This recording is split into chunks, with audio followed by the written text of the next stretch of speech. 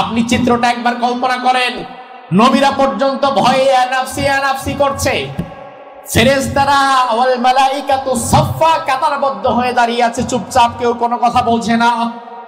অথচ ফেরেশতাদের তো কোনো গুনাহ নাই, এরা পর্যন্ত ভয়ে আছে, নবীরা পর্যন্ত ইয়া নাফসি করছে। উম্মতেরা পাগল হয়ে গিয়েছে, 50,000 বছরের দীর্ঘ সময়ে অতিষ্ঠ হয়ে গিয়েছে, যন্ত্রণায় কাতরাচ্ছে। ওই সময়ে হাসরের মাঠে একটি কণ্ঠ থেকে কেবলমাত্র আওয়াজ বের হবে, ইয়া উম্মতি ইয়া উম্মতি। আহারে, সব কণ্ঠ যখন ইয়া নাফসি করায় ব্যস্ত, আল্লাহর হাবিব আমার নবী আমার রাসূল তখন আমার চিন্তায় ব্যস্ত। আল্লাহর হাবিব তখন ইয়া উম্মতি বলে কাঁদবে সিজদায়। উম্মতেরা এবার চতুর্দিক থেকে তাকে ঘিরে ধরবে। আল্লাহর হাবিবকে আমার উম্মতেরা বলবে, ইয়া নবী আল্লাহ, ও আল্লাহর নবী, ও আল্লাহর পয়গম্বর, হাসরের মাঠে আর থাকতে পারছি না, মেহেরবানি করে আপনি আমাদের জন্য আল্লাহর দরবারে সুপারিশ করেন। আল্লাহর হাবিব মাথা উঠাবে না। এবার নবীও সিজদায় কাঁদে, নবীর পাশে উম্মত হিসেবে যারা এসেছে তারাও কাঁদতেছে। গোটা হাসরের মাঠ ঢাউ বাউ করে কান্নার রোল পড়ে গেছে, চিৎকার দিয়ে দিয়ে সবাই কাঁদছে, আর কারো মুখে কোনো কথা নাই। এবার আল্লাহর হাবিব আল্লাহ রাব্বুল আলামিনকে সিজদাতে মাথা নত রেখে অবস্থায় বলবে, আল্লাহ, দুনিয়াতে দাওয়াতে মুস্তাজাবা বিশেষ দোয়া যেটা করলেই কবুল হয়, এই দোয়াটা তো তুমি সব নবীরেই দিয়েছো। এই দোয়া আদমের ছিল, ঈসার ছিল, মুসার ছিল, ইব্রাহিমের ছিল, নূহের ছিল, সব নবীরা কিন্তু দুনিয়াতে এটা খরচ করে ফেলেছে। মুসা নবী বিপদের সময় খরচ করে ফেলেছে, নূহ আলাইহিস সালাম বন্যার জন্য দোয়া করে এটা খরচ করে ফেলেছে। সব নবীরা তাদের সুপার পাওয়ারটা দুনিয়াতে কাজে লাগিয়ে ফেলেছে। আমি মুহাম্মাদের সুপার পাওয়ার দাওয়াতে মুস্তাজাবা কিন্তু আমি কাজে লাগাই নাই। তাইফে যখন মার খেয়েছি, রক্ত বের হয়ে মাথা ঘুরে অজ্ঞান হয়ে পড়ে গেছি, ওই দিনও আমার সুযোগ ছিল, আমি এটাকে কাজে লাগাই নাই। উহুদে যখন দাঁত ভেঙে গর্তের মধ্যে পড়ে গেলাম, সেদিনও কাজে লাগাই নাই। কখনো কখনো লম্বা সময় পর্যন্ত ঘরে খাবার দাবার থাকতো না, তখনও কাজে লাগাই নাই। হাজারো অত্যাচার, কষ্ট, যন্ত্রণা বুক পেতে সহ্য করেছি, শুধু এই দোয়াটাকে আজকের দিনের জন্য রেখে দিয়েছি। আমি আমার প্রয়োজনে কাজে লাগাই নাই। আজকের এই কঠিন দিনে আমি আমার দাওয়াতে মুস্তাজাবা তোমার দরবারে পেশ করি।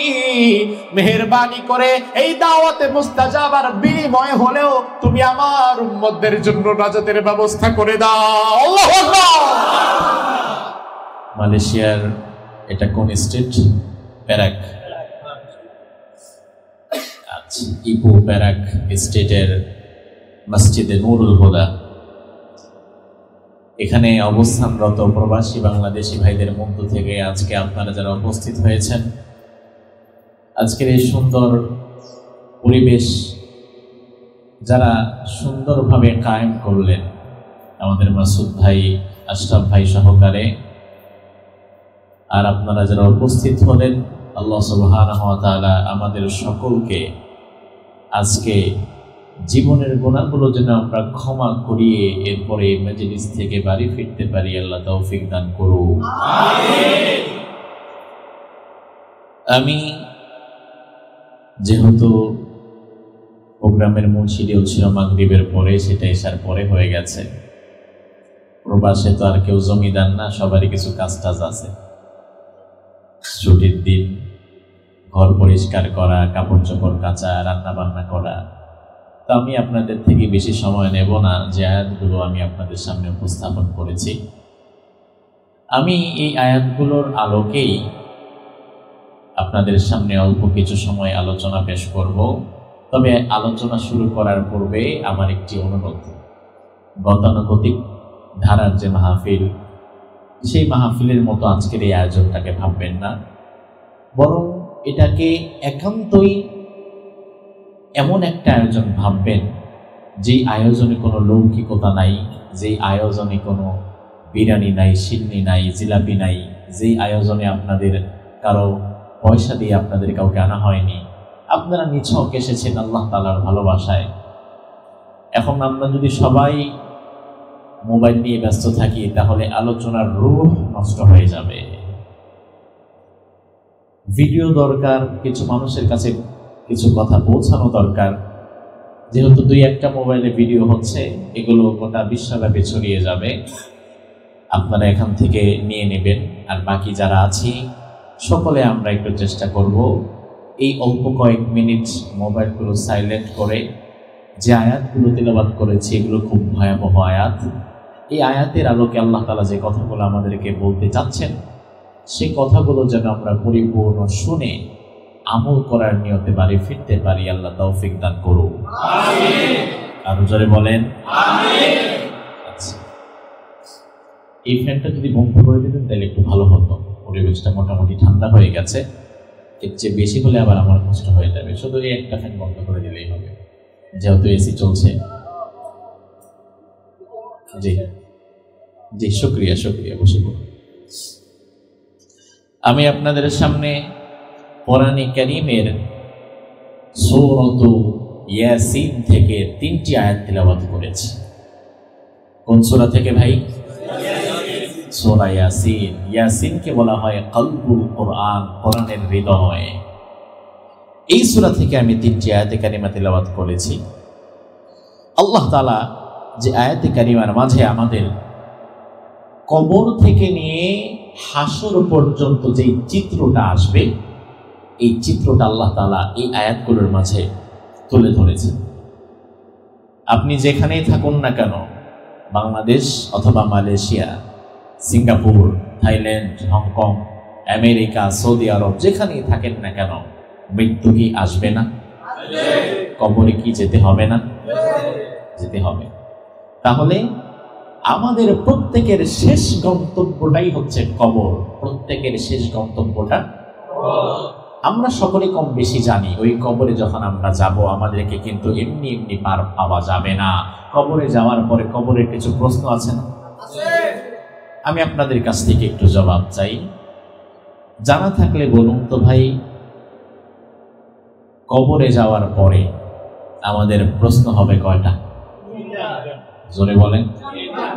একজন শুনলাম 4টা, বাকিদের শুনলাম 3টা। এখন কোনটা ধরবো? যেটা ইচ্ছে। তাহলে যেদিকে সংখ্যা বেশি এদিকে, কারণ মেজরিটি মাস্ট বি গ্রান্টেড। লক্ষ্য করো, কবরে যাওয়ার পরে মূলত প্রশ্ন হবে 5টা। কয়টা? এমন একটি প্রশ্ন আছে যে প্রশ্নটা হবে মনস্তাত্ত্বিক, সাইকোলজিক্যাল টেস্ট। এই মনস্তাত্ত্বিক প্রশ্নটা সবার আগে আসবে। আপনার রবকে, আপনার নবীকে, আপনার দিন কি, এই প্রশ্নগুলো আসবে পরে। এর আগে একটা সাইকোলজিক্যাল টেস্ট হয়ে যাবে। তার কারণ হচ্ছে কবরের প্রশ্ন। এই প্রশ্নটা আরবিতে হবে, বাংলাতে হবে, ইংরেজিতে হবে, নাকি মালয় ভাষায় হবে? কোন ভাষায়? আপনারা তো মালয়েশিয়াতে আছেন। মালয়েশিয়ার তো আমি শুনলাম এদের নাকি মাশাআল্লাহ নিজেদের কোনো লেটার বর্ণই নাই। আসলেই নাকি? এদের নিজেদের কোনো বর্ণই নাই। এরা ইংরেজি থেকে বর্ণ টর্ণ নিয়ে মোটামুটি মিলাই টিলায় চলে।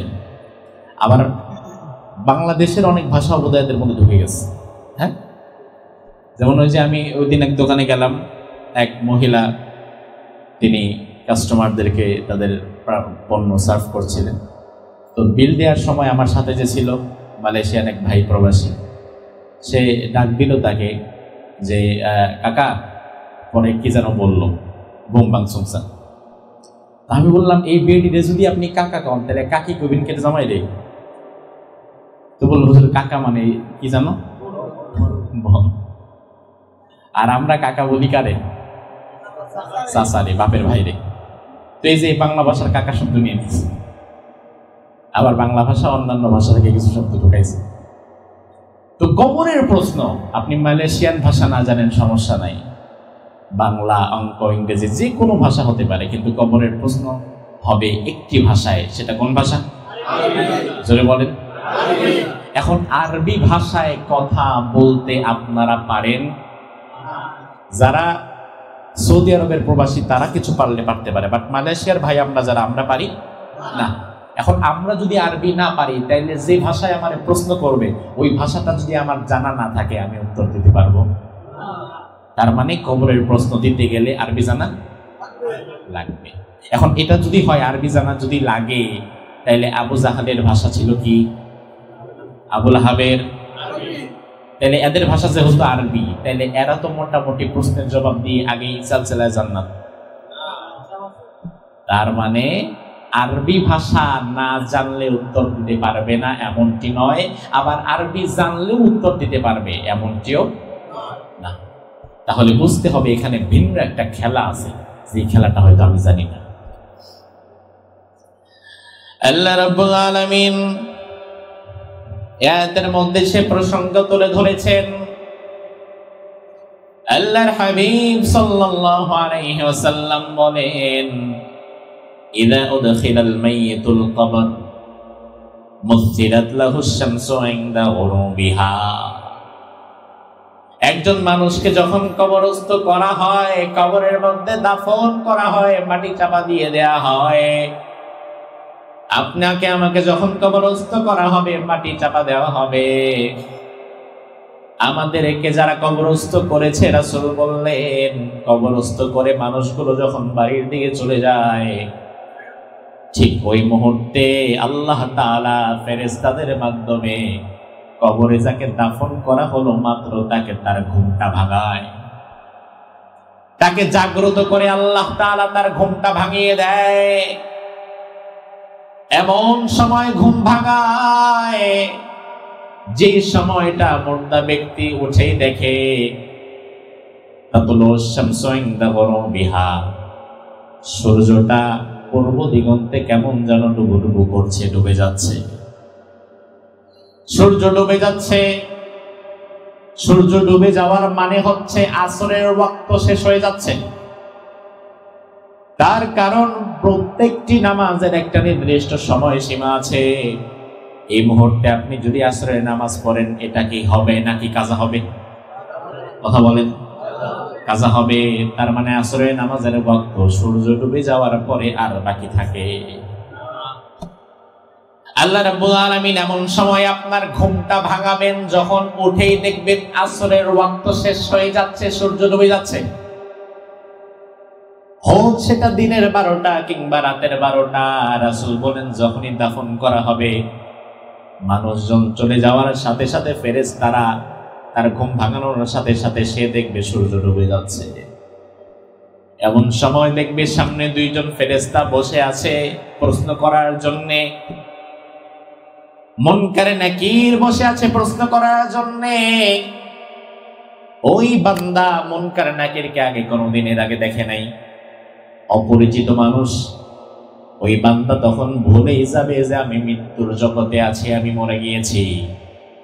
দুনিয়াতে 5 ওয়াক্ত নামাজ যারা পড়ে, কোনো সময় নামাজ কাজা হয় না, যত ব্যস্ততাই থাকুক না কেন।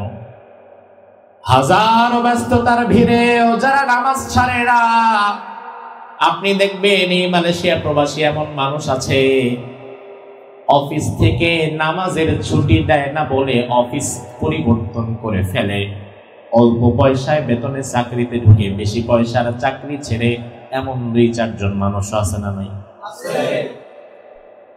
দাড়ি রাখতে দেয় না, নামাজ পড়তে দেয় না, এমন অফিসের চাকরির সুযোগ থাকার পরেও চাকরি করে না, এমন ভাই আছে না নাই? হাজারো ব্যস্ততা, কখনো তাকে তারা নামাজ থেকে ফেরাতে পারে না। যদি কোনোদিন এমন হয় ছুটির দিন ঘুমিয়ে গিয়েছে, দুপুরের পরে খাওয়া দাওয়া করে ঘুমটা গাঢ় হয়ে গিয়েছে, ঘুম আর ভাঙে নাই, আসরের ওয়াক্ত যখন শেষ প্রান্তে আর বাকি আছে 5 মিনিট, এমন সময় হঠাৎ করে তার রুমমেট তাকে ডাকলো, ভাই এখনো ঘুমাচ্ছেন দেখি আপনি? আপনি উঠে তাড়াতাড়ি করে মোবাইলে দেখলেন ইন্না লিল্লাহ, আর মাত্র 5 মিনিট বাকি, আসরের ওয়াক্ত তো আর বেশি নাই।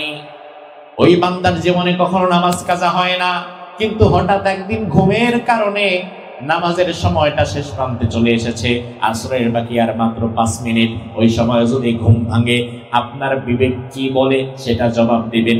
ওই 5 মিনিট সাথে সময় যদি থাকে, ওই বান্দা ঘুম থেকে ওঠে সবার আগে কি করবে?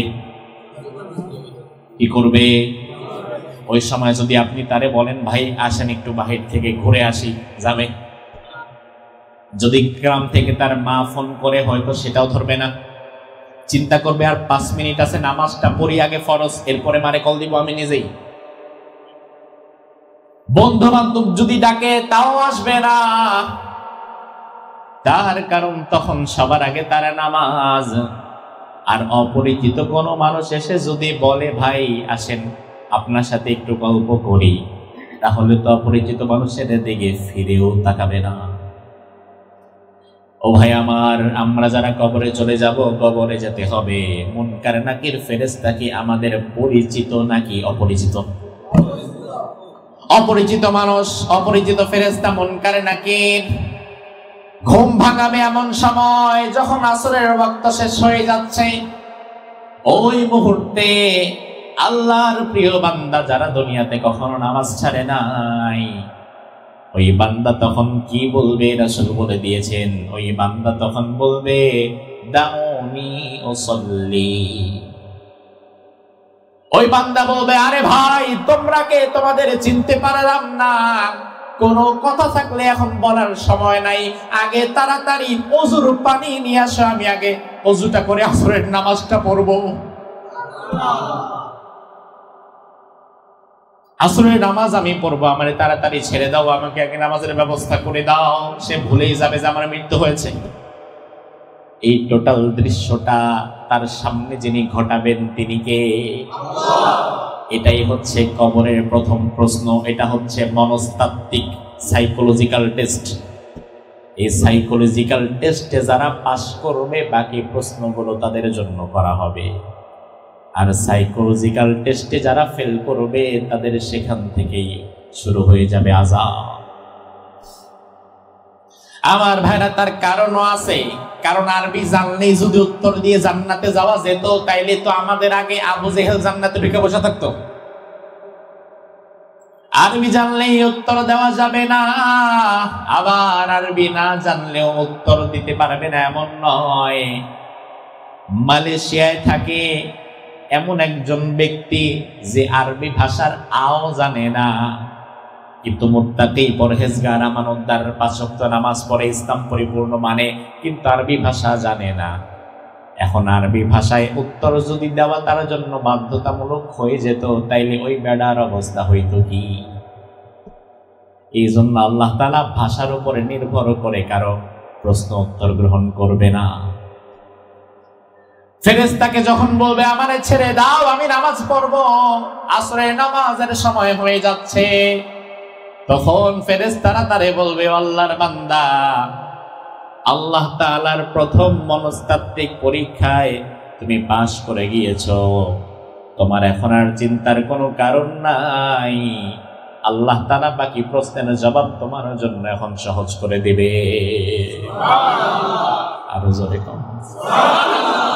আর ওই মুহূর্তে যে এই প্রশ্নের উত্তর দিতে না পেরে ফেরেশতাদের সাথে কথায় লিপ্ত হয়ে যাবে, বুঝতে হবে দুনিয়াতে ওই বান্দা নামাজি ছিল না।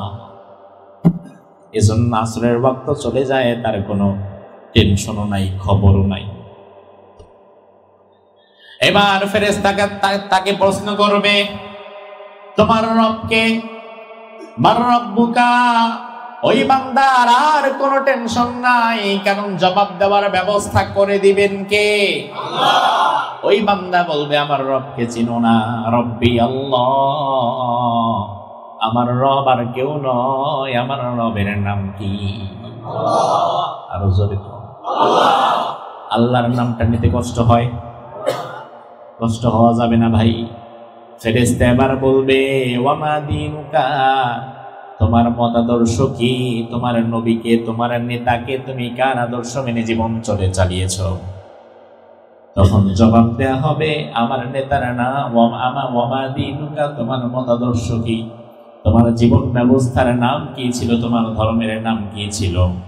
তখন জবাব দেয়া হবে আমার দ্বীনের নাম হচ্ছে ইসলাম। আমার দ্বীনের নাম কি? ইসলাম। এবার বলা হবে তোমার নবীকে, কার আদর্শ মেনে জীবন চলেছ, জীবনে কার আদর্শ মেনে তুমি কাজ করেছ। জবাব দেয়া হবে আমার নবী হচ্ছে মুহাম্মদ সাল্লাল্লাহু আলাইহি ওয়াসাল্লাম। এই চারটা প্রশ্ন, প্রথমটা মনস্তাত্ত্বিক সাইকোলজিক্যাল, এরপরের তিনটা হচ্ছে মৌখিক, এরপরে 4 নম্বরে আরেকটা আছে। এবার ফেরেশতারা বলবে ও আল্লাহর বান্দা, আল্লাহ যে তোমার রব, মুহাম্মদ যে তোমার নবী, ইসলাম যে তোমার ধর্ম, এগুলো তুমি কোথা থেকে জেনেছো? ওয়ামা ইলমুকা, তোমার জ্ঞানের সোর্স কি? তখন বলা হবে কারাতু কিতাবাল্লাহি ওয়া আমানতু বিহি, আমি আল্লাহর কোরআন পড়েছি, আমি তার প্রতি ঈমান এনেছি। সুবহানাল্লাহ, সুবহানাল্লাহ। এবার ফেরেশতারা বলবে আর কোনো কষ্ট তোমার নাই। একজন আওয়াজ দিবে, ওয়ানাদা মুনাদিম মিনাস সামা, আসমান থেকে একজন ডেকে বলবে আমার এই বান্দা সব প্রশ্নের জবাব সঠিক মতো দিতে পেরেছে, আমার বান্দাকে আর কোনো ডিস্টার্ব করা যাবে না। আমার বান্দার জন্য জান্নাতের দরজাটা খুলে দাও, আমার বান্দার কবরটাকে তোমরা জান্নাতের বাগান দিয়ে সাজিয়ে দাও। কারণ আপনি মনে গেছেন আজকে 2025 সাল, আজকে কয় তারিখ?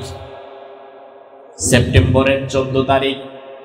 এখন কিয়ামত যখন হবে এরপরেই না জান্নাত জাহান্নাম? ওটা তো আরো হাজার হাজার বছর পরে, কত পরে আল্লাহ ভালো জানে। তাহলে আপনি আজকে যে মরে গেলেন, কবরের মধ্যে চলে গেলেন, আপনার কবরটাকে যদি আল্লাহ জান্নাতের বাগান না বানায় আপনি কবরে থাকবেন কিভাবে? আপনাকে কবরে শুইয়ে দেয়া হবে, আর যে উত্তর দিতে পারবে না তার কবরটাকে জাহান্নামের একটা মিনি জাহান্নাম বানিয়ে দেওয়া হবে। সেমি জাহান্নাম, পুরা জাহান্নাম না, আবার জাহান্নামের চেয়ে কম কিছু না, আযাব দিয়ে দেয়া হবে যেখান থেকেই।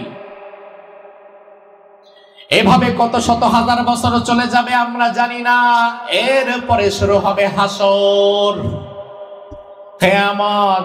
কিয়ামতের পরবর্তীতে আল্লাহ রাব্বুল আলামিন বলেন ইন কানাত ইল্লা সাইহাতাও ওয়াহিদা, বিরাট একটা আওয়াজ দেওয়া হবে, ইসরাফিল সিংহায় ফু দেবে, ফাইদা হুম জামিউল লাদাইনা মুহদারুন।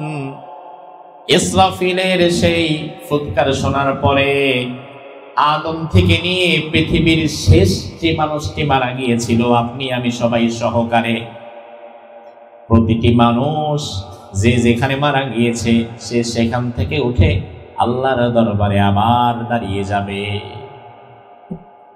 ও ভাই আমার, লক্ষ্য করুন, কবরে আমাদের জীবন শেষ না, কবরের পরে আরো আছে না নাই? হাসরের মাঠে আমাদের সকলকে দাঁড়িয়ে যেতে হবে কার সামনে? দুনিয়ার আমলের হিসাব কি সেদিন দিতে হবে না? ভালো করেন আর খারাপ করেন, সেই দিন কিন্তু হিসাব দেওয়া লাগবে।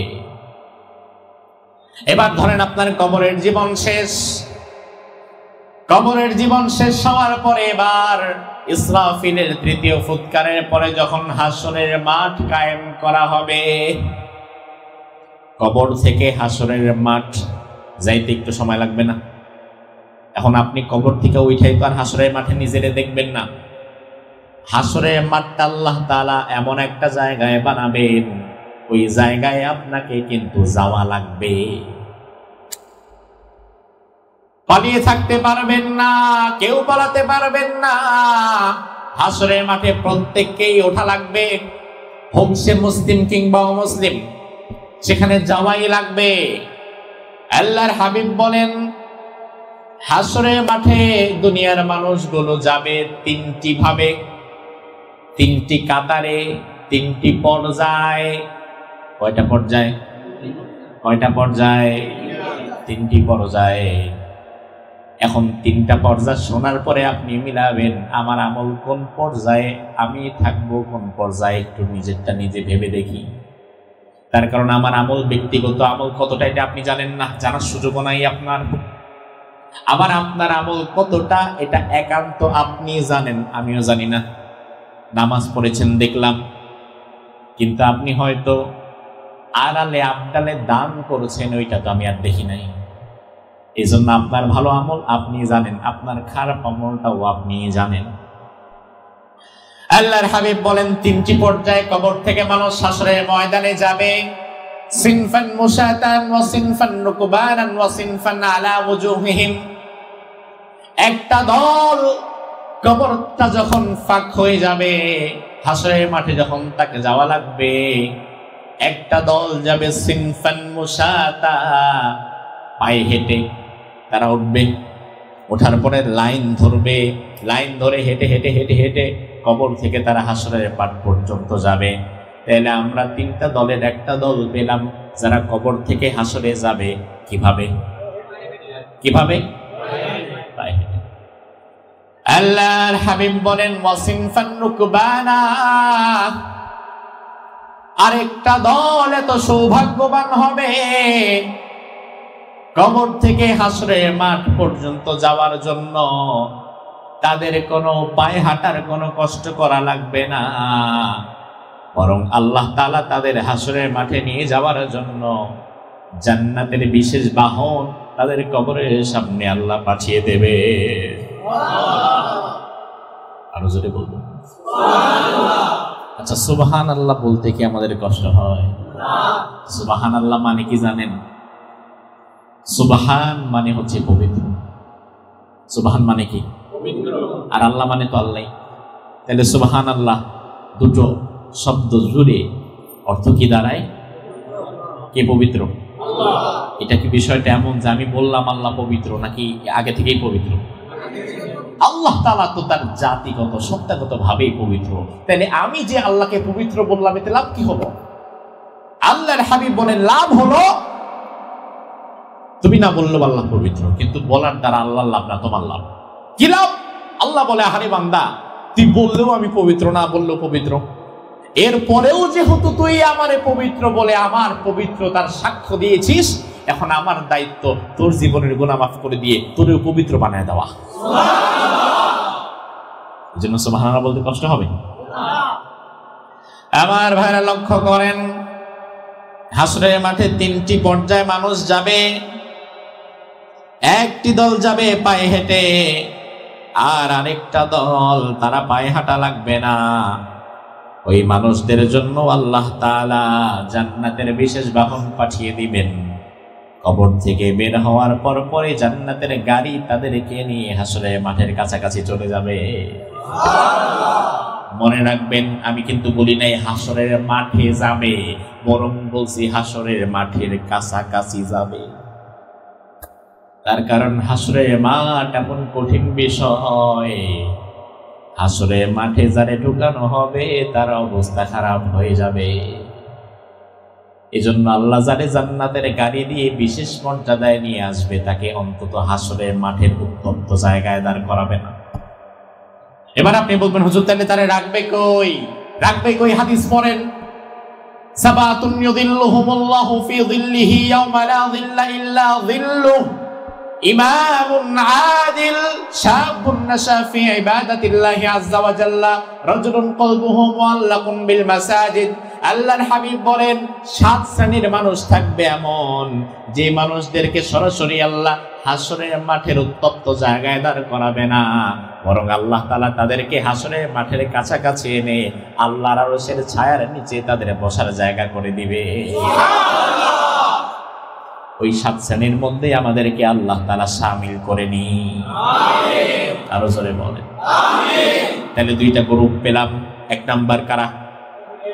জোরে 1 নাম্বার কারা? 2 নাম্বার গাড়ি দিয়ে। এবার 3 নাম্বার, রাসূল বলেন ওয়াসিনফান আলা ওয়াজুহিহিম, তৃতীয় আরেকটা দল তারা হবে হতভাগা। কবর থেকে ওঠার পরেই তাদের মাথা চলে যাবে নিচের দিকে, আর পা চলে যাবে উপরের দিকে। মাথা নিচের দিকে চলে গেছে, পা উপরের দিকে চলে গেছে। মাথাটা ধরে এভাবে ফেরেশতারা ভেঙে ঘাড়ের রগটা ভেঙে ফেলবে, হাড্ডিটা ভেঙে ফেলবে। এবার মাথা হয়ে গেছে এইভাবে, মুখটা উপরে। আল্লাহর হাবিব বলেন ওই হতভাগারা পায়ে হাঁটার মতো সুযোগ পাবে না, বরং তারা তাদের চেহারাটা মাটির মধ্যে ভর দিয়ে লাফাতে লাফাতে চেহারাটারে ঘষতে ঘষতে ঘষতে ঘষতে কবর থেকে তারা হাসরের মাঠ পর্যন্ত যাবে। ভাই আমার, মালয়েশিয়াতে থাকেন, হয়তো অনেক বেশি গরম নাই, কিন্তু গরম আছে তো। হয়তো মরুভূমির মতো গরম পান না, কিন্তু গরম পান তো। আজকে দুপুরেও তো দেখলাম ভালোই গরম পড়েছে। উত্তপ্ত গরমে পিচ ঢালা রাস্তায় যদি আপনার 10 মিনিট হাঁটতে বলা হয়, আপনি অবাক পারবেন না। উত্তপ্ত গরমে পিচ ঢালা রাস্তায় হাঁটা বড় কঠিন। এর উপরে পায়ের চামড়া আল্লাহ মোটা বানিয়েছেন, চেহারার চামড়া বানিয়েছেন পাতলা। চেহারার চামড়া হালকা ঘষা খেলে চামড়া উঠে যায়, পায়ের চামড়া এত মোটা অনেক আঘাত লাগার পরেও ক্ষয় হয় না। এখন আল্লাহ কবর থেকে ওঠানোর পরে মাথা দিয়ে দিছে উপরে, পা দিয়ে দিয়েছে উপরে, মাথা দিয়ে দিয়েছে নিচে। এবার আল্লাহর হাবিব বলেন তারা চেহারায় ভর দিয়ে হাঁটতে হাঁটতে তারা হাসরের মাঠ পর্যন্ত যাবে। সাহাবীরা অবাক হয়ে গেলেন, ইয়া রাসূলুল্লাহ কাইফা ইয়ামশুনা আলা ওয়াজুহিহিম। অবাক করা বিষয়, মানুষ আবার চেহারায় হাঁটে কেমনে? আল্লাহর হাবিব বলেন সাহাবীরা নে, ইন্নাল্লাযী আমশাহুম আলা কদামিহিম কাদিরুন আলা আন ইয়ামশিয়াহুম আলা ওয়াজুহিহিম। দুনিয়াতে 2 পায়ের উপরে হাঁটার ক্ষমতা যে আল্লাহ দিতে পারে, ওই আল্লাহ চাইলে ওই দিন মুখের মধ্যে হাঁটার ক্ষমতাও দিতে পারে। পারে কিনা? এই 3টি ভাবে যাচ্ছে মানুষ হাসরের মাঠের দিকে। বিজনেস ক্লাসের যাত্রী যারা, যাদেরকে গাড়ি দিয়ে নিয়ে আসা হয়েছে, হাসরের মাঠটা যেখানে শুরু হবে তার পাশেই তাদেরকে আরশের ছায়ার নিচে বসিয়ে দেয়া হবে। মূল হাসরের মাঠের মধ্যে তাদের নেওয়া হবে না, আরশের ছায়ায় তাদের স্থান। তাহলে বাকি রইল কয় গ্রুপ? কারা কারা? একটা হচ্ছে পায়ে হাঁটা দল, আরেকটা মাথা নিচে পা উপরে, এই 2 দল। আল্লাহ রাব্বুল আলামিন বলেন এর মধ্যে যারা মাথা নিচে দিয়ে আসবে, পা উপরে দিয়ে আসবে, তাদেরকেও হাসরের মাঠে জায়গা দেওয়া হবে না। কারণ হাসরের মাঠ হচ্ছে বিচারের মাঠ, হিসাব নিকাশের মাঠ। দুনিয়াতে এমন মানুষও আছে যার হিসাব নিকাশের দরকার নাই, যারে মোটামুটি বিনা হিসাবে জাহান্নাম দিয়ে দেওয়া যায়। সুবহানাল্লাহ কয় দেখি। যাক, যেটাই বলছে আল্লাহর নাম তো নিছে। আমার ভাইরা লক্ষ্য করেন, হাসরের মাঠ তো মিজানের পাল্লা বসানো হবে। এখন মিজানের পাল্লা তো বসানো দরকার তার জন্য যার আমলনামায় নেক আছে, গুনাহ আছে, 2টাই আছে। ঈমান আছে, আবার ঈমানের সাথে মাঝে মাঝে গুনাহও কিছু যুক্ত হয়ে গেছে।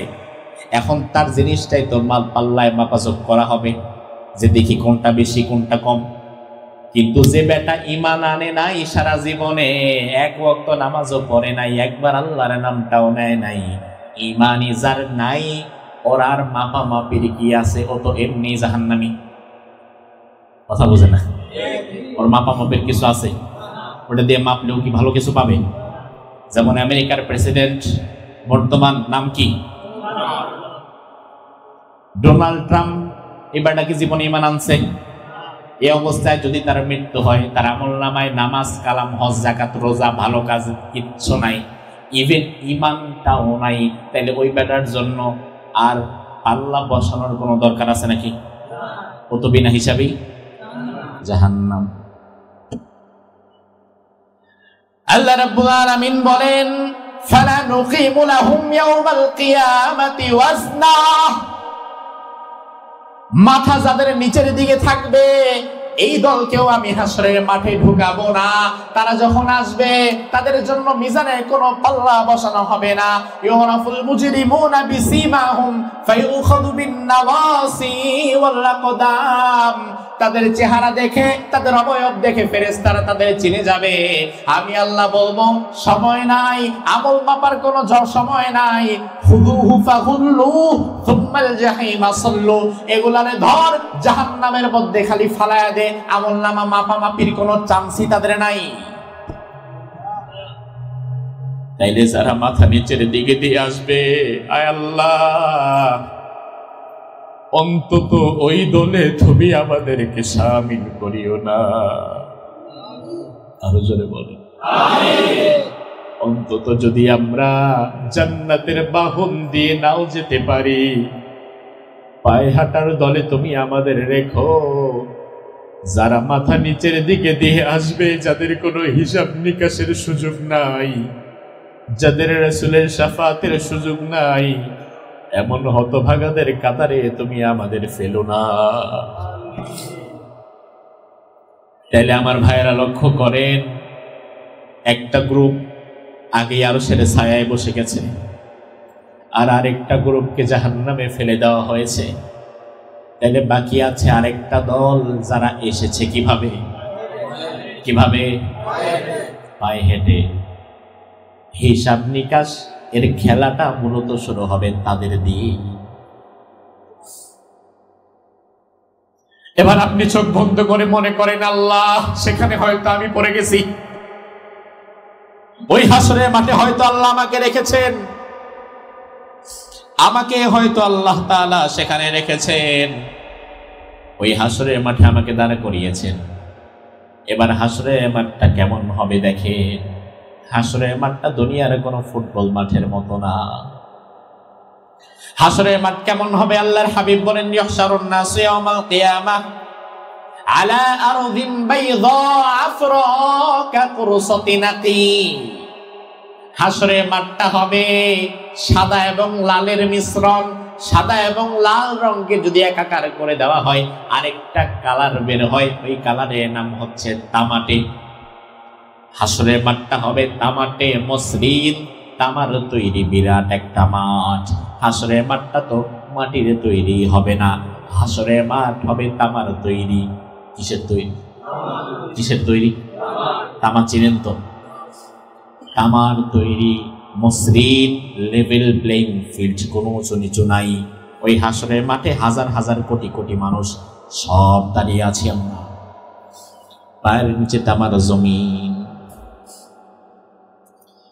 আল্লাহ রাব্বুল আলামিনের হাবিব বলেন, তুদনা শামসু ইয়াউমাল কিয়ামাহ মিনাল খালক হাত্তা তাকুনা মিনহুম কামিকদারি মিল ফায়াকুনুন নাসু আলা কদরি আমালিহিম ফিল আরাক। একে তো নিচে তামার জমিন, পায়ের নিচে, এর উপরে আল্লাহ তাআলা সুবিশাল সূর্যটাকে এনে আপনার মাথার 2 ইঞ্চি 1.5 ইঞ্চি থেকে 2 ইঞ্চি উপরে সেট করে দেবে।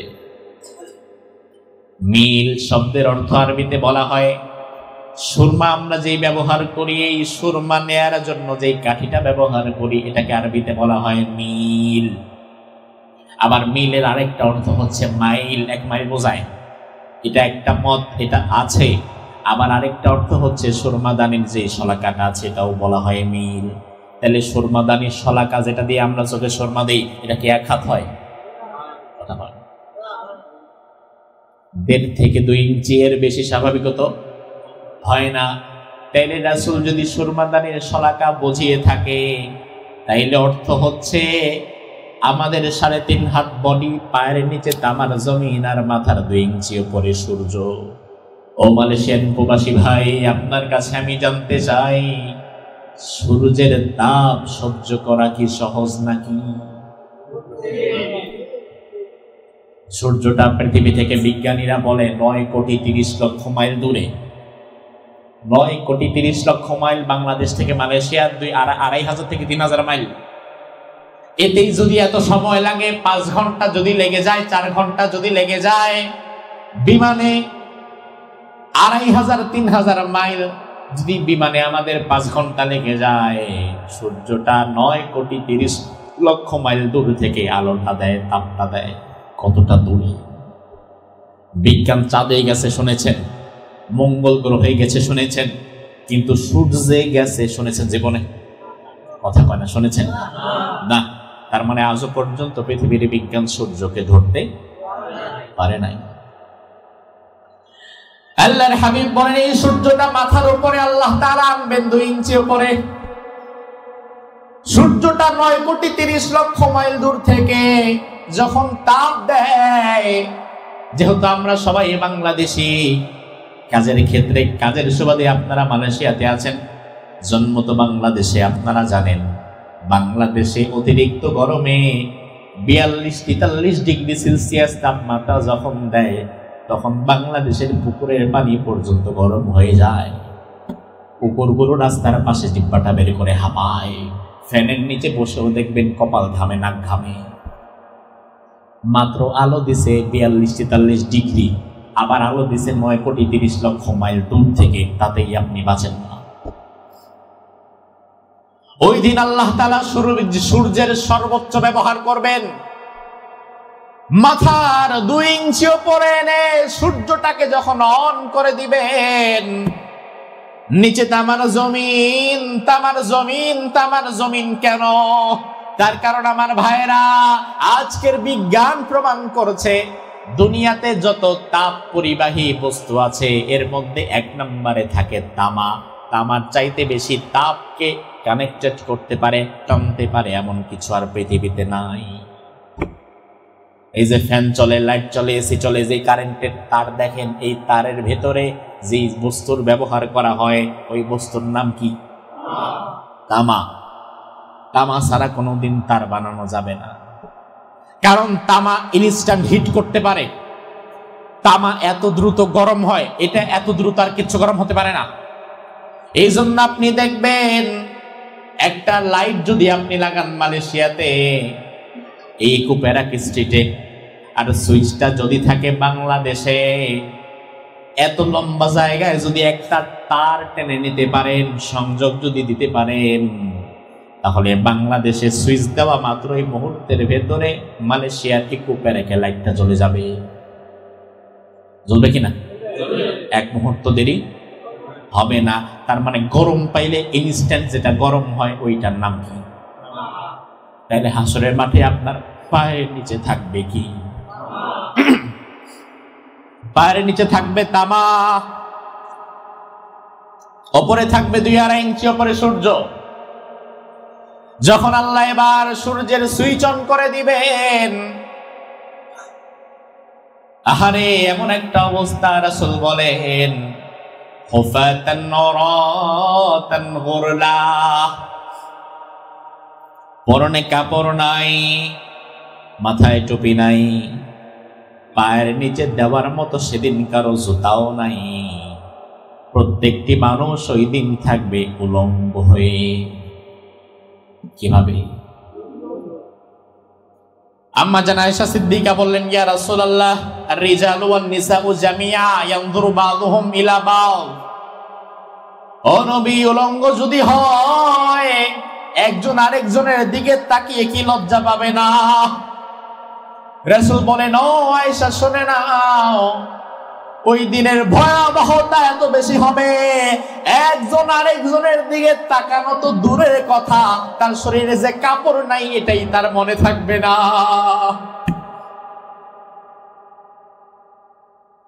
সূর্যটা যখন সুইচ অন করে দেয়া হবে, মুহূর্তের মধ্যেই গোটা হাসরের মাঠ উত্তপ্ত কড়াইয়ের মতো গরম হয়ে যাবে। পায়ের নিচে ফোসকা পরে পরে ঘা হয়ে যাবে, পা ফেটে রক্ত বের হওয়া শুরু হয়ে যাবে। রাসূল বলেন, মানুষের ঘাম ঝরতে থাকবে, যার আমল যত বেশি খারাপ তার ঘাম তত বেশি ঝরবে। কেউ কেউ ঘাম ঝরবে তার নাভি পর্যন্ত, কারো ঘাম হাঁটু পর্যন্ত, কারো ঘাম গলা পর্যন্ত। মানুষের ওই ঘামের মধ্যে একবার ডুববে, একবার উঠবে, আর নিচে পা তো রাখাই যায় না। চৈত্র মাসে আপনি দেখেছেন বাংলাদেশে প্রচন্ড গরম যখন হয়, ওই কৃষক মিয়া, ওই কৃষক বাবাজি, সে তার পরনের শার্টটা খুলে মাথার মধ্যে পেঁচায় যেন মাথায় গরম না লাগে। আর সেদিন মাথায় দেওয়ার মতো কোনো এক টুকরা কাপড়ও আপনার নাই। মাথাটা ফেটে ভাতের মার যেমন টকবক করে তেমন টকবক করে ফুটবে। আপনি মনে করবেন না যে এখন বোধহয় বিচার শুরু হয়ে গেছে, জাহান্নামের শাস্তি দেয়া হচ্ছে। না, এখনো বিচার শুরুই হয় নাই, এটা ফাউ, এটা আগেই পাচ্ছেন। জাহান্নাম তো এখনো শুরুই হয় নাই। জান্নাত আর জাহান্নাম তো পরে, এটা তো হাসরের মাঠের চিত্র। এই অবস্থার ভয়াবহতার মধ্যে মানুষ পাগল হয়ে যাবে কাঁদতে কাঁদতে, আর শুধু আল্লাহরে বলবে, আল্লাহ ইয়া নাফসি ইয়া নাফসি, আল্লাহ আমারে বাঁচাও আমারে বাঁচাও। আর হাসরের মাঠে থাকতে চাই না, তাড়াতাড়ি বিচার শুরু করে দাও। যদি জাহান্নামে চাই জাহান্নামেই দাও, যদি জান্নাত পাই তাহলে জান্নাতেই দাও, অন্তত হাসরের মাঠে আর রাইখো না। হাসরের মাঠের আযাব আর সহ্য করতে পারছি না। এভাবে করে আল্লাহর কাছে কাঁদতে থাকবে। এবার মানুষজন চিন্তা করবে, আমরা নিজেরা কান্নাকাটি করে লাভ নাই, বরং এমন একজনের কাছে যাই যিনি আল্লাহ তাআলার কাছে সুপারিশ করতে পারবে। আল্লাহর হাবিব সাল্লাল্লাহু আলাইহি ওয়াসাল্লাম সহিহ মুসলিমের হাদিসের মধ্যে বললেন, এবার মানুষ পাগল হয়ে যাবে কাঁদতে কাঁদতে। ওই কঠিন দিনটা এত লম্বা হবে, হাসরের মাঠ কিন্তু এই যে সকালে শুরু হয়েছে বিকেলে শেষ এমনটি নয়, বরং হাসরের মাঠের ডিউরেশনটা অনেক লম্বা হবে। কত লম্বা হবে আল্লাহ কোরআনের মধ্যে বললেন, আল্লাহ কোরআনের মধ্যে বললেন, ফি ইয়াউমিন কানা মিকদারুহু 50 আলফ সানা। হাসরের মাঠ হবে 50,000 বছর সমান লম্বা। 50,000 বছর সমান লম্বা দিন পর্যন্ত আপনাকে জুতা ছাড়া তামার উপরে দাঁড়িয়ে থাকতে হবে, যেখানে আপনার পা ফেটে চৌচির হয়ে যাবে, রক্তাক্ত হয়ে যাবে, ঘামের মধ্যে ডুবতে থাকবেন, মাথার 2 ইঞ্চি উপরে সূর্য থাকবে, মাথার মগজ খুলে খুলে পড়তে থাকবে। এই অবস্থার মধ্যে মৃত্যু যন্ত্রণার চাইতেও ভয়াবহ যন্ত্রণার মধ্যে আপনি আমি কাতরাবো 50,000 বছর। বেঁচে যেতাম যদি 50,000 বছরটা অন্তত দুনিয়ার বছর হইতো, কিন্তু এটা যদি হয় আল্লাহর বছর, তাইলে তো আযাব আরো বাড়ে। কারণ দুনিয়ার মানুষের সময়ের সাথে আল্লাহর সময়ের একটা পার্থক্য আছে না? কি পার্থক্য? আল্লাহ কোরআনের মধ্যে বললেন, ওয়া ইন্না ইয়াওমান ইনদা রাব্বিকা কালফি সানাতিন মিম্মা তাউদ্দুন। পার্থক্য হচ্ছে দুনিয়ার মানুষের গণনায় 1000 বছর, যেটা ওই 1000 বছর আমি আল্লাহর কাছে মাত্র একদিন। বুঝেন, আল্লাহর কাছে একদিন সমান সমান আমাদের 1000 বছর। 1000 বছর বাঁচবেন? 1000 বছর দুনিয়াতে কেউ বাঁচতে পারছেন না। তাইলে আল্লাহর কাছে আমাদের 1000 বছর যদি একদিন হয়, তাইলে আল্লাহর কাছে 50,000 বছর আমাদের কি হবে আল্লাহ জানে। মানুষেরা পাগল হয়ে এবার ছুটে চলে যাবে আদম আলাইহিস সালামের কাছে, গিয়ে বলবে, আনতা আবুল বাশার, আপনি তো আমাদের বাবা। খলাকাল্লাহু বিয়াদিহি, আল্লাহ তার নিজ হাতে আপনাকে বানিয়েছেন। ফাশফা লানা ইলা রাব্বিকা, আপনি সুপারিশ করেন। এই কঠিন হাসরের মাঠে আর থাকতে পারবো না, আল্লাহ যেন তাড়াতাড়ি কিয়ামত দিয়ে দেয়, তাড়াতাড়ি আমাদের হাসরের মাঠ থেকে বিদায় করে দেয়, তাড়াতাড়ি যেন হিসাব শুরু করে দেয়। আদম আলাইহিস সালাম বলবেন, ইন্না রাব্বি ক্বাদ গাযিবাল ইয়াওমা গাযবান লাম ইয়াগযাব ক্বাবলাহু মিসলাহু ওয়া লা ইয়াগযাব বাদাহু মিসলাহ। আমারে ক্ষমা করে দাও, আজকে আমি আমার রব আল্লাহকে এত ভয়ঙ্কর রূপে দেখেছি, এত ভয়ঙ্কর রূপে আমি কোনোদিন আর দেখি নাই। আমি আদম আল্লাহর সামনে গিয়ে কথা বলতে পারবো না। পারবেন না কেন? আপনি না নবী, আপনি আমাদের বাবা, পারবেন না কেন? দুনিয়াতে সন্তান বিপদে পড়লে বাবা আগায় আসে, আপনি আমাদের বাবা, আপনি কেন পারবেন না? আদম আলাইহিস সালাম বলবে, আহারে তোমরা আমার কাছে এসেছো সুপারিশ করার জন্য, যেন আমি আল্লাহকে গিয়ে বলি, আল্লাহ হাসরের মাঠটা ভেঙে দিয়ে তাড়াতাড়ি আপনি বিচার হিসাব নিকাশ শুরু করেন। এটা বলার জন্য বুঝি? বলে জি, এটা বলার জন্য। আদম বলে, আমি যদি আল্লাহকে গিয়ে বলি, আল্লাহ হাসরের মাঠকে ভেঙে এবার বিচার শুরু করেন, আল্লাহ যদি বলে, আদম তুমি আসছো নাকি কথা বলার জন্য? জান্নাতে তোমারে রাখছিলাম, গন্ধম ফল খাইতে নিষেধ করেছিলাম, ওটা খাইছিলা কেন? এখন হিসাব যদি আমি শুরু করি, প্রথম হিসাবটা তুমি দাও, আমার অবস্থা কি হবে? আমি যাব না। আবুল বাশার আদম আলাইহিস সালাম বলবে, আমি যাব না, আল্লাহর সামনে আমি কথা বলতে পারবো না। আর তুমি এমন পীরের মুরিদ হইছো, তোমার পীর নাকি আল্লাহর সাথে কথা বইলা সুপারিশ করে তোমার জান্নাতে নিয়ে যাবে। স্বয়ং আদম আলাইহিস সালাম যদি কথা বলতে না পারে, তোমার পীর পারবে? অসম্ভব।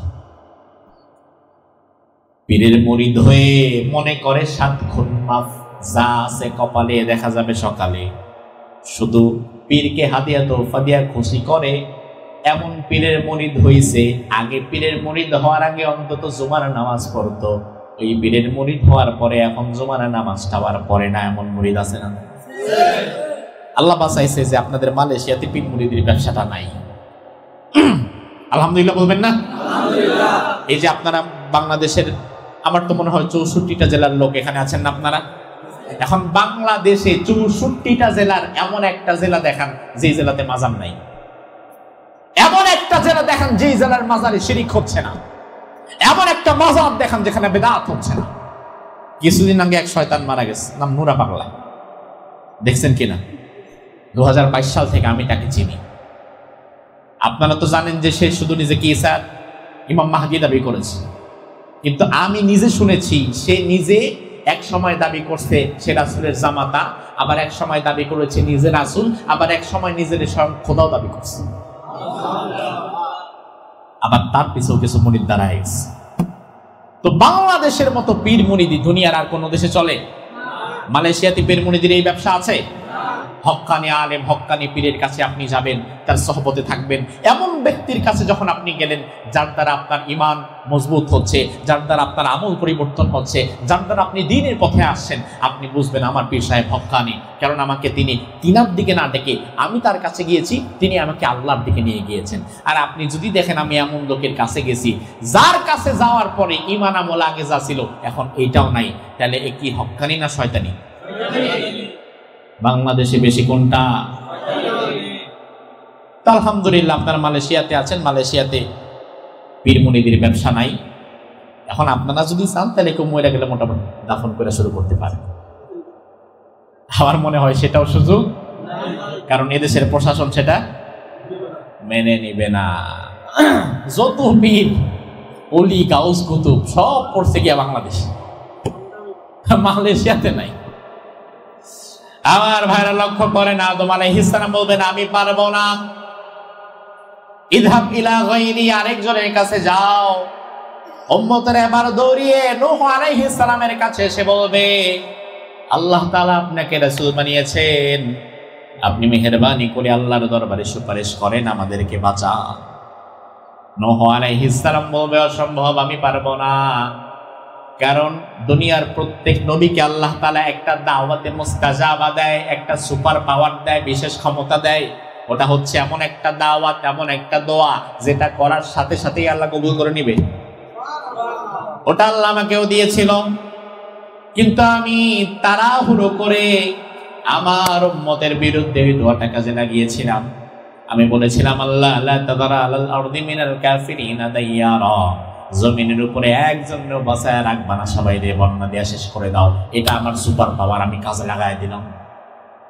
এখন আল্লাহ যদি আমারে বলেন ও তুমি আসছো নাকি হিসাব শুরু করার জন্য, সুপার পাওয়ার উম্মতের বিরুদ্ধে কাজে না লাগায়া তুমি তো চাইলে উম্মতের হেদায়েতের জন্য কাজে লাগাইতে পারতা, তোমার হিসাবটা দাও। নূহ আলাইহিস সালাম বলে আমারে ক্ষমা করো, আমি পারবো না, অন্য কারো কাছে যাও। এবার উম্মতেরা কই যাবে, কি করবে বুঝতে পারবে না। সামনে পড়বে মুসা আলাইহিস সালাম, সামনে পড়বে ইব্রাহিম আলাইহিস সালাম। ইব্রাহিম নবী বলবে আমিও পারবো না, ইযহাবু ইলা গায়রি, অন্য কারো কাছে যাও। ইব্রাহিম আলাইহিস সালামের কাছ থেকে চলে যাবে মুসা আলাইহিস সালামের কাছে। মুসা নবী বলবে আমিও পারবো না, আজকে ক্ষমতা আমারও নাই, অন্য কারো কাছে যাও। উম্মতেরা দৌড়িয়ে চলে যাবে ঈসা আলাইহিস সালামের কাছে। ঈসা আলাইহিস সালাম বলবেন আহারে আমার কাছে এসেও কোনো লাভ নাই, কারণ আজকের দিনে আল্লাহর সাথে আমরা কেউ মূলত কথা বলতে পারবো না। হাজার হাজার লক্ষ লক্ষ নবী আল্লাহর সাথে কেউ কথা বলতে পারবে না। আল্লাহ কোরআনের অন্য আয়াতে বলেন ইয়াউমা ইয়াকুমুর রূহু ওয়াল মালাইকাতু সাফফা লা ইয়াতাকাল্লামুনা ইল্লা মান আদিনা লাহুর রহমানু ওয়া ক্বালা সাওয়াবা। ওই দিন কোটি কোটি ফেরেশতারা সবাই লাইনে দাঁড়িয়ে নিচের দিকে তাকিয়ে থাকবে। ফেরেশতাদের সর্দার জিবরিল আমিন পর্যন্ত নিচের দিকে তাকিয়ে থাকবে। সবাই ভয়ে কাঁপতে থাকবে। নবীরাও ইয়া নাফসি করবে, ফেরেশতারা পর্যন্ত চুপচাপ দাঁড়িয়ে থাকবে। আর আপনার পীর সাহেব যদি বলে ওই দিন আমি তোমারে পার কইরা নিয়ে যাব, তাইলে বুঝবেন আপনার পীর সাহেব ভণ্ডামি করতেছে। কথা কি ঠিক না? কারণ যেদিন ফেরেশতারা পর্যন্ত ভয়ে দাঁড়িয়ে থাকবে, ওই দিন আর কথা বলবে কি? আমার ভাই আর 10 মিনিটের মধ্যে শেষ করে দিই ইনশাআল্লাহ। আর 10 মিনিট সময় হবে তো? আস্তাগফিরুল্লাহ, আর 1 ঘন্টা করা যাবে। আপনারা সবাই ব্যস্ততার মধ্যে আছেন, আপনাদের কষ্ট হবে। তাহলে 3 দিনই চালাই নাকি? মানে পাগলরে মনে করাই দিলাম যে সাঁকুটা ভাঙা আছে, নাড়া ছাড়া দিও না। এখন এমন নাড়া দিয়েছে সাঁকু ভাঙ্গা পানিতে হবে। আল্লাহ আমার প্রবাসী ভাইদেরকে কবুল করুন। মালয়েশিয়াতে অবস্থানরত যত প্রবাসী আছে, এখানে আসুক চাই না আসুক ভাই, এখানে যারা এসেছি আমাদের জন্য তো দোয়া আছে, যারা আসে নাই এদের জন্য হেদায়েতের দোয়া বেশি করা লাগবে না? আল্লাহ তাআলা আমাদের বাকি ভাইদের, মালয়েশিয়াতে যত প্রবাসী আছে, যত ভাই আছে, প্রত্যেক মানুষকে আল্লাহ তাআলা দ্বীনের পথে চলার তৌফিক দান করুন। আমিন। আমার ভাইরা লক্ষ্য করেন, ঈসা আলাইহিস সালাম এবার বলবে আল্লাহর দরবারে আজকেও কথা বলতে পারবে না। আল্লাহর দরবারে যদি আজকেও কথা বলতেই পারে, সে আর কেউ নয়, সে আখিরি জামানার পয়গম্বর মুহাম্মদ সাল্লাল্লাহু আলাইহি ওয়াসাল্লাম। যাও, মুহাম্মাদুর রাসূলুল্লাহ কোন দিকে আছে খুঁজে দেখো। উম্মতেরা এবার পাগল হয়ে যাবে, সব উম্মত নিয়ে রাসূলকে খুঁজতে থাকবে। উম্মতেরা হয়রান হয়ে যাবে, খুঁজতে খুঁজতে এক কিনারে এসে দেখা যাবে মাকামে মাহমুদে আল্লাহর হাবিব সিজদায় পড়ে আল্লাহর দরবারে কাঁদছে আগে থেকেই। আপনি চিত্রটা একবার কল্পনা করেন, নবীরা পর্যন্ত ভয়ে নাফসি করছে, ফেরেশতারা ওয়াল মালাইকাতু সাফফা কাতারবদ্ধ হয়ে দাঁড়িয়ে আছে চুপচাপ, কেউ কোনো কথা বলছে না। অথচ ফেরেশতাদের তো কোনো গুনাহ নাই, এরা পর্যন্ত ভয়ে আছে। নবীরা পর্যন্ত ইয়া নাফসি করছে। উম্মতেরা পাগল হয়ে গিয়েছে, 50,000 বছরের দীর্ঘ সময়ে অতিষ্ঠ হয়ে গিয়েছে, যন্ত্রণায় কাতরাচ্ছে। ওই সময়ে হাসরের মাঠে একটি কণ্ঠ থেকে কেবলমাত্র আওয়াজ বের হবে, ইয়া উম্মতি ইয়া উম্মতি। আহারে, সব কণ্ঠ যখন ইয়া নাফসি করায় ব্যস্ত, আল্লাহর হাবিব আমার নবী আমার রাসূল তখন আমাদের চিন্তায় ব্যস্ত। আল্লাহর হাবিব তখন ইয়া উম্মতি বলে কাঁদবে সিজদায়। উম্মতেরা এবার চতুর্দিক থেকে তাকে ঘিরে ধরবে। আল্লাহর হাবিবকে এবার উম্মতেরা বলবে, ইয়া নবী আল্লাহ, ও আল্লাহর নবী, ও আল্লাহর পয়গম্বর, হাসরের মাঠে আর থাকতে পারছি না, মেহেরবানি করে আপনি আমাদের জন্য আল্লাহর দরবারে সুপারিশ করেন। আল্লাহর হাবিব মাথা উঠাবে না। এবার নবীও সিজদায় কাঁদে, নবীর পাশে উম্মত হিসেবে যারা এসেছে তারাও কাঁদতেছে। গোটা হাসরের মাঠ ঢাউবাউ করে কান্নার রোল পড়ে গেছে, চিৎকার দিয়ে দিয়ে সবাই কাঁদছে, আর কারো মুখে কোনো কথা নাই। এবার আল্লাহর হাবিব আল্লাহ রাব্বুল আলামিনকে সিজদাতে মাথা নত রেখে অবস্থায় বলবে, আল্লাহ, দুনিয়াতে দাওয়াতে মুস্তাজাবা বিশেষ দোয়া যেটা করলেই কবুল হয়, এই দোয়াটা তো তুমি সব নবীরেই দিয়েছো। এই দোয়া আদমের ছিল, ঈসার ছিল, মুসার ছিল, ইব্রাহিমের ছিল, নূহের ছিল। সব নবীরা কিন্তু দুনিয়াতে এটা খরচ করে ফেলেছে। মুসা নবী বিপদের সময় খরচ করে ফেলেছে। নূহ আলাইহিস সালাম বন্যার জন্য দোয়া করে এটা খরচ করে ফেলেছে। সব নবীরা তাদের সুপার পাওয়ারটা দুনিয়াতে কাজে লাগিয়ে ফেলেছে। আমি মুহাম্মাদের সুপার পাওয়ার দাওয়াতে মুস্তাজাবা কিন্তু আমি কাজে লাগাই নাই।